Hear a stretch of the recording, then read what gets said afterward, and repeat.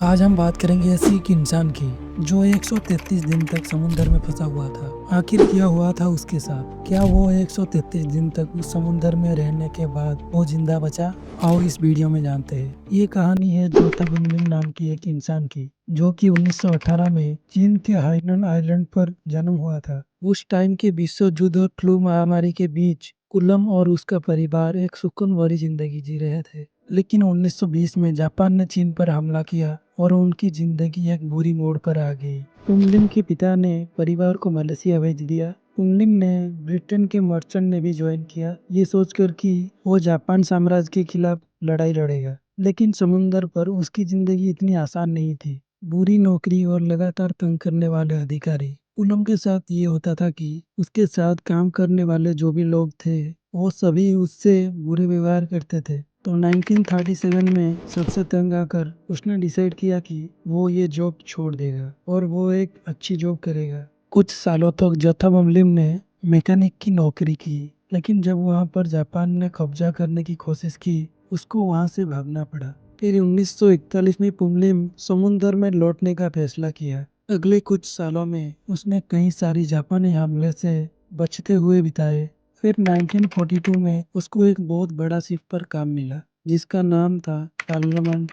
ये ship 420 feet लंबी, 4500 ton भारी थी और सेकेंड वर्ल्ड वॉर के टाइम पे फौज के सप्लायर ले जाने का काम करती थी। 23 नवंबर 1943 को ये शिप साउथ एरिया के कैपटाउन से शुरू होकर 1500 मील दूर न्यूयॉर्क जाने वाला था। हालांकि शिप के पास अपनी सुरक्षा के लिए छोटे हथियार थे और ये सबको पता था कि अगर हमला हुआ तो शिप की बचने की चांसेस नहीं थी। ये शिप बहुत ही धीमी थी और इसके बैलेंसिंग टैंक में समुद्री पानी भरा हुआ था। ये शिप एक ऐसी दिशा पर जा रही थी जहाँ जर्मन सबमरीन नियमित रूप से शिकार करती थी। कुछ दिनों बाद उस शिप को एक जर्मन सबमरीन ने देख लिया और सबमरीन के कैप्टन ने एक वार्निंग नोटिस भेजा, लेकिन शिप के कैप्टन ने कोई भी जवाब नहीं दिया। दोनों के बीच लड़ाई की तैयारी होने लगी। कुछ देर में सबमरीन से दो टॉरपीडो आगे गए और फिर जाके उस शिप से टकराए और बहुत बड़ा उस धमाके में 54 क्रू मेंबर अपनी जान गंवाए।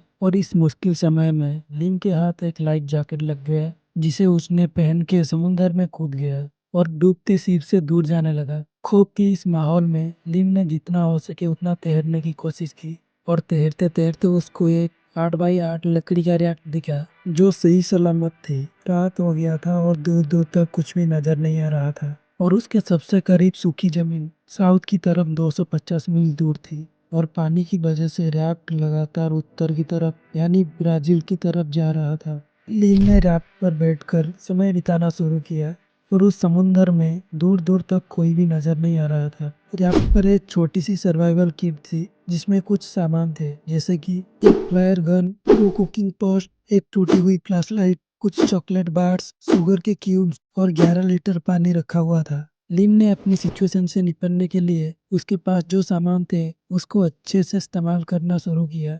उसने बारिश का पानी रखना शुरू कर दिया। लिम ने एक चीज का बहुत ही शुक्रगुजार था कि उसको बचपन से ही मछली पकड़ने का ट्रेनिंग मिला हुआ था और उसके बाद उसके पास जो भी सामान थे उससे उसने मछली पकड़ने का हथियार बनाया और उसने मछली पकड़ना शुरू किया और कुछ ही देर में उसने एक मछली पकड़ लिया। इस पकड़ी हुई मछली को एक टीन में लगी हुई एक नकीली चीज पर काटकर और उस सिर को इस्तेमाल करके और मछली पकड़ने लगा। अब क्योंकि उसे पता नहीं था कि वो कितनी देर तक इस समुद्र में फंसा रहेगा, उसने सूरज की रोशनी में कुछ मछली सुखाने के लिए रख दी जो कि वो बाद में खा सके। हालांकि ये खाना उसके लिए काफी नहीं था, लेकिन उसने किसी न किसी तरह अपनी खाने का इंतजाम ऐसे ही करता रहा जब तक उसको रेस्क्यू किया ना जाए। आने वाले दिनों में लिम को बहुत ही बड़े बड़े तूफान का सामना करना पड़ा जिसके साथ चलने वाली सख्त हवा और लहरें से कई बार उसका खाना और सामान पानी में जा गिरता है।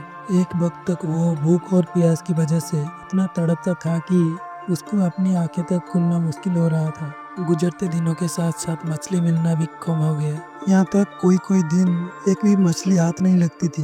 अब वो अपनी क्राफ्ट की तरफ आने वाले सी बोट्स को पकड़कर खाने लगा। जिनको कच्चा खाने के लिए वो हिचकिचा रहा था, लेकिन वो उनको सूरज की रोशनी में सुखाने के लिए रख देता था ताकि वो बाद में खा सके। और जो हिस्सा वो नहीं खा पाता है वो उसे मछली पकड़ने के लिए इस्तेमाल करता है। सूरज की रोशनी में बैठे रहने की वजह से उसकी स्किन जल चुकी थी और इससे बदतर ये था कि कई बार उसके सामने से शिप गुजरती है लेकिन उसको नहीं बचाया जाता है। एक बार तो क्रू के लोग डेक पर आए, उसको देखे और इसने आवाज दी, लेकिन शिप अपने रास्ते पर चलती रही और देखने वाले ऐसा महसूस करवाया कि उनको ये चीज दिखा ही नहीं। जिसको देखने के बाद वो सोचने लगा कि सिर्फ चाइनीज होने के कारण उसको कोई नहीं बचा रहा और जंग का डर था, कोई भी किसी पर ट्रस्ट नहीं कर रहा था। उसकी वजह से कई सारे शिप उसके पास से गए पर कोई भी उसे बचाने की कोशिश नहीं की। उसके बाद एक यूएस का नेवी प्लेन उसके सिर से ऊपर से गुजरा और वो प्लेन एक बॉल फेंक कर चला गया। और वो एक ट्रैकिंग डिवाइस होता है जो कि समुंदर में इस्तेमाल किया जाता है। उसको लग रहा था कि शायद वो उसको बचाने की प्लान बना रहे हैं। और उसके बाद बदकिस्मत से और एक तूफान आया और वो बॉल से बहुत दूर चला गया। इससे पहले कि उसको रेस्क्यू करने के लिए वापस आते, ये फिर से गुम हो गया था। ये सब देखकर लिम ने पूरा हिम्मत हार चुका था। अब वो ये सोच रहा था कि वो अभी धीरे धीरे भूख से इधर ही मर जाएगा। और फिर किस्मत ने पलट मारा और उसको एक छोटी उम्मीद नजर आई। उसने देखा कि वो अभी साफ पानी से गुजर रहा था, जो इतना साफ था कि उसको फिशरमैन के दिन याद आ गए, जिससे उसको पता लगा कि पानी से लैंड दिख रही है, वो लैंड के पास पहुंच रहा है। फिर 5 अप्रैल को 133 दिन बाद उसको अपने तरफ आने वाली एक छोटी सी फिशिंग बोट नजर आई और वो ये देखकर बहुत खुश हो गया। और उसके बाद उसको 3 ब्राजील के मछुआरों ने रेस्क्यू कर लिया। तकरीबन 19 वीक तक लिम अटलांटिक ओशन पर जिंदा रहा।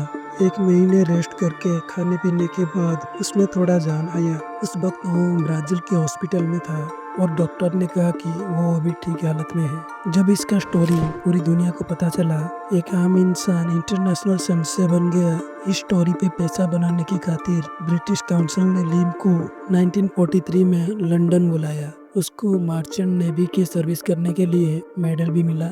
उसके बाद लिम ने फाइनली यूएस पे सेटल हो गया और 1991 में दुनिया को अलविदा कह दिया। और लिम की ये स्टोरी हमें ये बताता है कि कभी भी आप किसी भी सिचुएशन में हो पर आपको हार नहीं मानना चाहिए। इसी के साथ ये वीडियो वहीं पे खत्म होता है। अगर ये वीडियो आपको पसंद आती है तो वीडियो को लाइक करके चैनल को सब्सक्राइब कर देना। मिलते हैं और एक नए वीडियो के साथ।